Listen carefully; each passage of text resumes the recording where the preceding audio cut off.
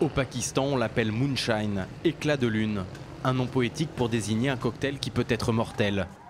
Alors que la consommation d'alcool est officiellement interdite, les boissons de contrebande inondent le marché noir.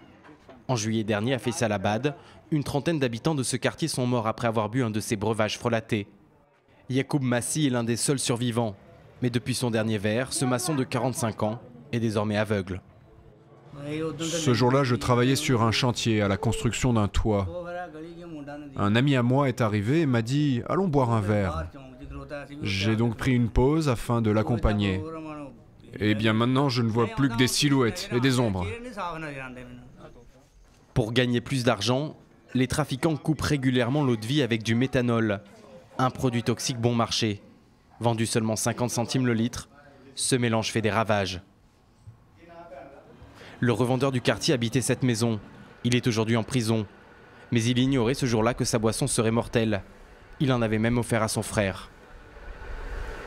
Mon fils avait passé la soirée dehors. En rentrant, il est monté se coucher. Et le lendemain matin, lorsqu'on est monté le réveiller, il était mort. Ce sont des produits chimiques impropres à la consommation. Mais ils procurent le même genre d'ivresse que le vin. Ça a la même odeur que l'alcool. C'est pour ça qu'ils le mélangent pour gagner plus d'argent. C'est l'appât du gain. 11 personnes ont été arrêtées dans cette affaire et risquent aujourd'hui la peine de mort. Les trafiquants, pourtant, continuent leur commerce lucratif. Celui-ci a accepté de nous recevoir dans sa distillerie clandestine, à condition de ne pas dévoiler son identité. En faisant bouillir du sucre de canne fermenté, quelques écorces et de l'eau, il affirme obtenir un alcool 100% naturel.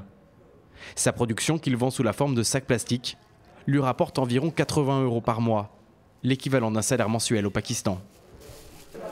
C'est un commerce très florissant tant qu'on ne se fait pas attraper par la police. Si j'étais arrêté, mes enfants n'auraient plus rien à manger. Au marché noir, les alcools de marque restent hors de prix et réservés à une élite. Les pauvres, eux, ne peuvent se payer que cette eau de vie artisanale. Chaque année, cette recherche désespérée de l'ivresse fait plus d'100 de morts au Pakistan.